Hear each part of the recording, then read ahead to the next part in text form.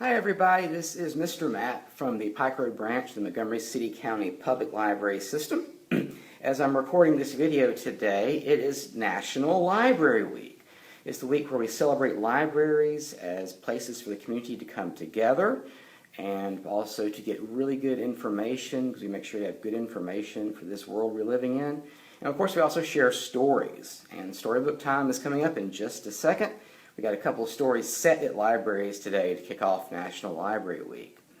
First, as always, we're going to do our hello song. So hello, hands up.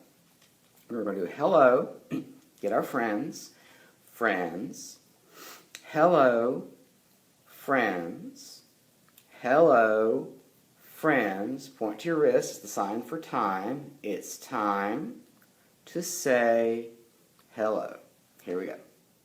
Hello, friends. Hello, friends. Hello, friends. It's time to say hello. Good job. Give yourself a round of applause. Now, if we're going to do another song that we often do at story time, we're going to learn another sign. So cross your arms and give yourself a hug like this. This is the sign for love. And the first verse is love somebody, yes I do. Love somebody, yes I do. Love somebody, yes I do. Now point to someone in the room with you and say, that someone is you. That's the first verse. The second verse, everybody do like this. Second verse is jiggle like jelly, yes I will. Jiggle like jelly, yes I will. Jiggle like jelly, yes I will, because I can't sit still. The third verse is climb a ladder up so high, climb a ladder up so high, climb a ladder up so high until I reach the, we'll make the sign for sky, so one arm here, the other one there, sky, until I reach the sky. All right, from the top, cross your arms. Here we go. Love somebody, yes I do. Love somebody, yes I do. Love somebody, yes I do. And that someone is you. Jiggle like jelly, yes I will. Jiggle like jelly, yes I will. Jiggle like jelly, yes I will, because I can't sit still. Climb a ladder up so high, climb a ladder up so high, climb a ladder up so high until I reach the sky. Good job, everybody. Give yourself another round of applause. All right, so our first story today is about a little girl named Bridget. And Bridget loves to come to the library, like a lot of you out there like to do. The only problem is Bridget brings her animals with her. Now, on occasion, we do have animals at the library. Last summer, we had some reptiles. We had a big turtle that the kids rode around on. We had smaller lizards that they could pet. And we had a big snake that I got to hold. And even a small alligator that kids got to pet and talk to, whose name was Sweet Pea. Well, we invited those animals to the library. In this story, Bridget just brings them in without asking, and that's kind of where the problem starts. I Took My Frog to the Library by Eric A. Kimmel, with pictures by Blanche Sims. And it was published by Puffin Books. I took my frog to the library, but he jumped on the checkout desk and scared the librarian. Woo! You see, the librarian is very scared. What does the frog say? Yep, ribbit, ribbit. I took my hen to the library, but she laid an egg in the card catalog. What did the hen say? In this story, she said, "Bawk, bawk." Can you say bawk? Now, we don't have card catalogs anymore. We use the computer for that. So ask your grown-up if they know what a card catalog is, and if they don't, have them ask Grandma or Grandpa what a card catalog is. We use computers now, though. So it's kind of like the hen laid an egg on our computer, which still would not be good. I took my pelican to the library, but he hid the dictionary in his pouch. and no one could find it. And what is a pelican's pouch? It's his mouth. It's going to have pelican slobber all over the dictionary. That's gross. Don't like put books in your mouth. That's gross. I mentioned we had a python. Oh yeah, I mentioned we had a python at the library this past summer, but I invited that python to come. Remember, Bridget just brought her python. I took my python to the library, but she shed her skin all over the picture books. In case you were wondering, no, the python we had last summer did not shed all over the picture books. Not at all. A few scales on the table, but that was fine. I took my giraffe to the library, but he tried to read over everybody's shoulder. That's kind of rude. Oh, what are they doing? Yep, this probably looks familiar to some of you. They're having story time. I took my hyena to the library, but he laughed so loud during story time that nobody could hear the story. I took my elephant to the library.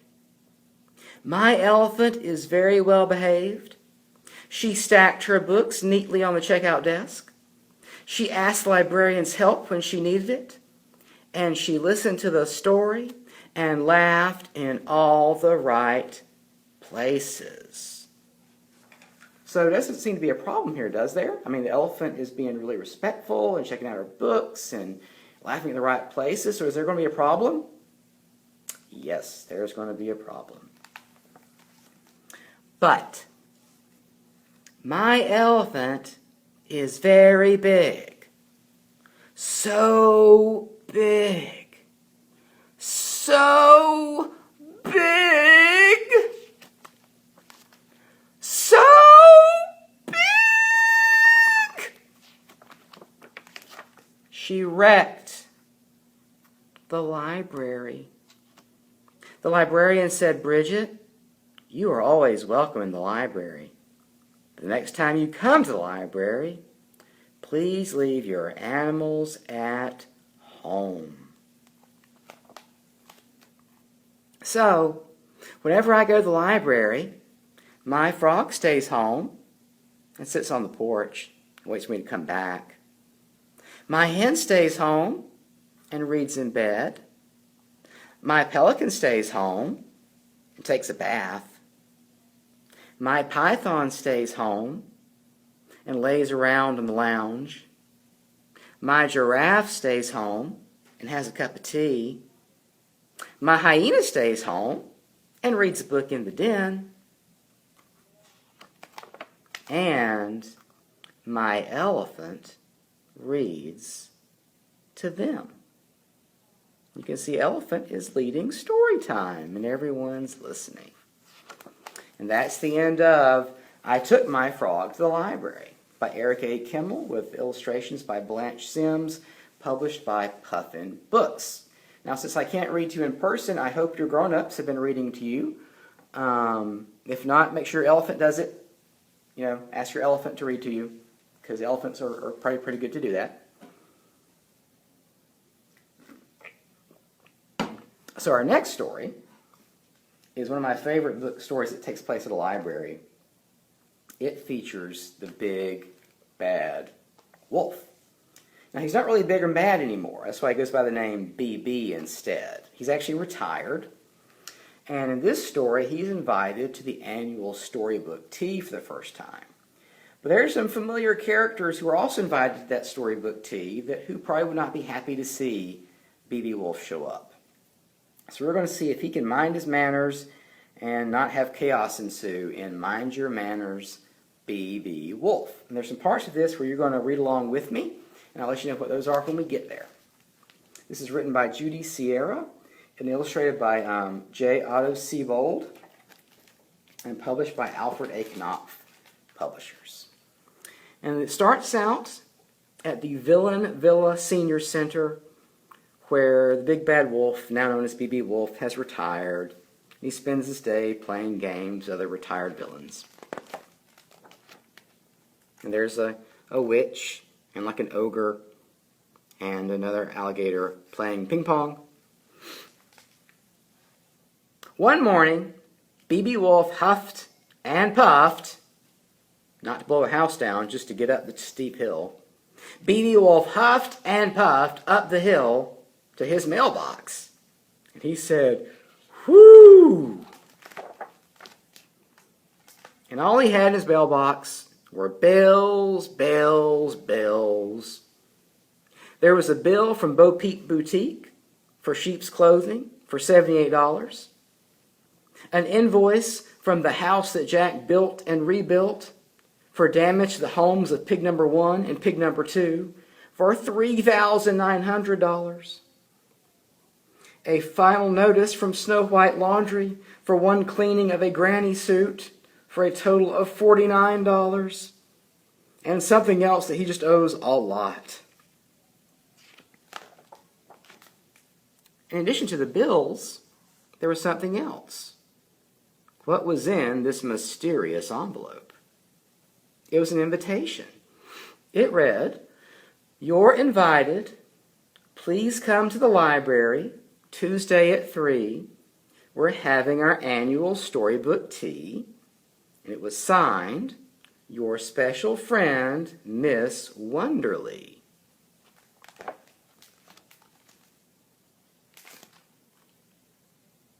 "Should I go?" B.B. Wolf asked his best friend. "I don't think I like tea." His best friend is Crocodile. Crocodile said, "You don't go to a tea for the tea. You go to a tea for the cookies." And B.B. Wolf thought about those cookies. "Cookies," murmured B.B. Wolf longingly. Crocodile warned them, though. "You'll have to behave yourself."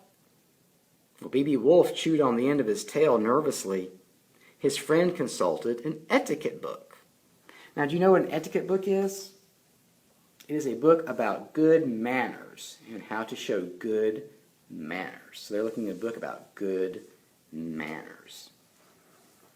So the crocodile read, "Sip your tea, don't slurp. If you burp, say," what do you say when you burp? That's right, "excuse me." If you burp, say "excuse me." So B.B. Wolf made up a song to help himself remember. "Sip your tea and never slurp. Say excuse me if you burp." All right, so here's where you're going to join me. So we're going to sing the first verse. Sip your tea and never slurp. Here we go. Sip your tea and never slurp. Okay, good. Now we're going to say excuse me if you burp. Here we go. Say excuse me if you burp. So all together. Sip your tea and never slurp. Say excuse me if you burp. All right, good job. On Tuesday afternoon, B.B. Wolf put on his best jacket. "How do I look?" he asked. "Dashing," declared the croc. "Now smile, have a good time, and don't bite anyone." And B.B. Wolf left his house to go to the library. B.B. Wolf loped along the sidewalk, twirling his cane and singing, "Sip your tea and never slurp. Say excuse me if you burp." All right, let's do it again. Sip your tea and never slurp. Say excuse me if you burp. Now he adds another couple of lines. Smile and have a lot of fun, but don't go biting anyone. So let's do that together. Smile and have a lot of fun, but don't go biting anyone. Good job. Now you can see he's passed by the brick house. Who do you think that belongs to? Yep, I think it's one of the three little pigs. And who's walking into the library ahead of him? She's wearing a red hood. Yep, it's Little Red Riding Hood.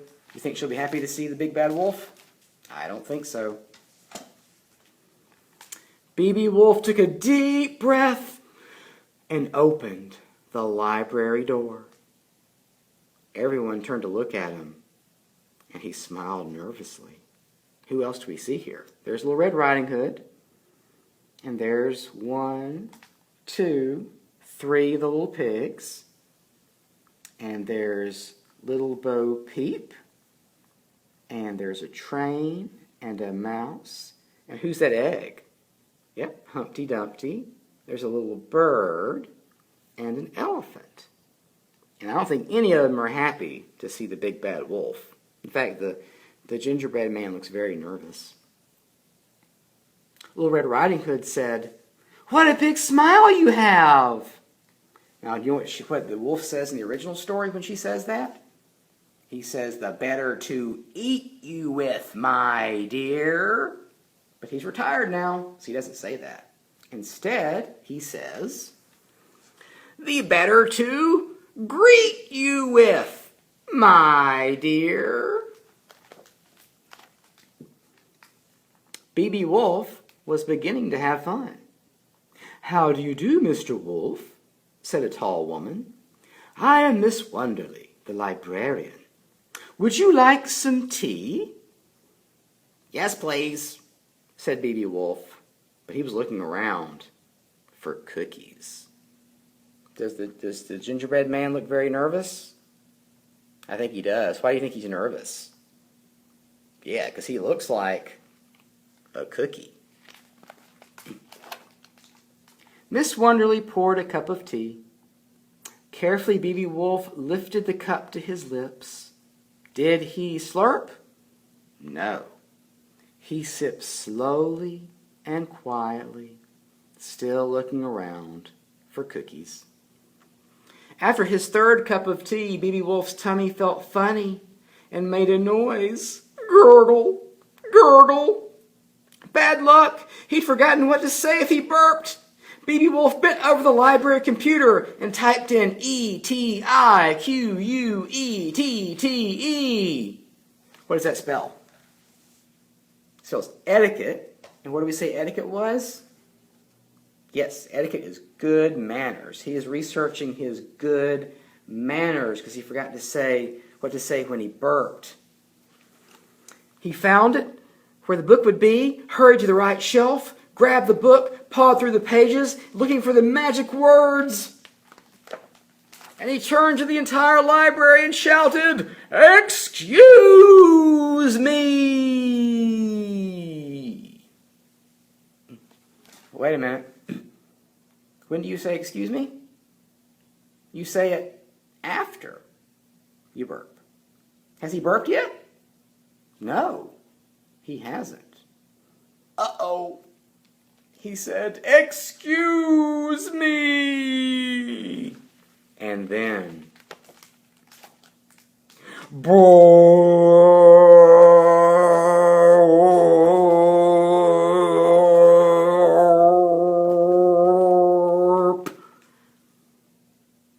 The silverware flew everywhere. Chairs flew everywhere. Books flew everywhere. Humpty Dumpty got tossed around too. Books bounced, windows rattled, walls shook. "Run, run, as fast as you can!" screamed the gingerbread boy. But Miss Wonderly called out, "No, run right back here." "B.B. Wolf," giggled the three little pigs, "you almost blew down the library." "What good manners you have," exclaimed Miss Wonderly. "Most people don't say excuse me until after they burp." Well, B.B. Wolf smiled from ear to ear. "Let the good times roll," he crooned. He strolled around the library and talked to everyone. "Looking good, gingerbread boy." B.B. Wolf slapped the little guy on the back. "Did anyone ever tell you that you smell delicious? Just like a cookie?" Uh-oh. Gingerbread boy smells like a cookie. This may not be good. Cookie? Asked Miss Wonderly. She held out a tray of tiny gingerbread people. But unlike Gingerbread Boy, who is a living gingerbread boy, these were just cookies. So don't worry about it. They're just cookies. Dear me, no, gasped B.B. Wolf. I could never bite a cute little gingerbread boy. So even though they were real cookies, B.B. Wolf was being too nice. He wouldn't want to eat even the cookies since they looked like the gingerbread boy. Mr. Wolf, exclaimed Miss Wonderly, you are so kind and sensitive. Storybooks don't do you justice. At 5 o'clock, Miss Wonderly slipped a paper bag into B.B. Wolf's paws. What do you think's in the bag? Yep, it's cookies. Enjoy these later, she said, and thank you for coming to the library. The children love reading about you. You're welcome, said B.B. Wolf. I'll drop by one day and tell you how these stories, Little Red Riding Hood, Little Bo Peep, and the story of the Three Little Pigs, really happened. So a happy old wolf loped home, munching cookies as he sang. So we have some new verses to sing. So sing after me. Even in a house of bricks, go ahead. Even in a house of bricks, big bad wolves can learn new tricks. Big bad wolves can learn new tricks. Sip your tea and never slurp. Sip your tea and never slurp. Say, excuse me if you burp. Say, excuse me if you burp. Smile and have a lot of fun. Smile and have a lot of fun. But don't go biting anyone. But don't go biting anyone. What? What are you talking about? Oh, there's you mean this? Yeah. He's tossing something up in the air that he thinks is a cookie, but is it a cookie? It looks like it might be the gingerbread boy. What do you think is going to happen? I don't know what's going to happen because that is the end of Mind Your Manners. B.B. Wolf, written by Judy Sierra, with illustrations by J. Otto Seibold, and published by Alfred A. Knopf Books. So, for this week's question, much like when we did Please Don't Eat Me, let me know what you think happens at the end of Mind Your Manners, B.B. Wolf. Did B.B. Wolf accidentally eat the gingerbread boy? Was it actually just a cookie?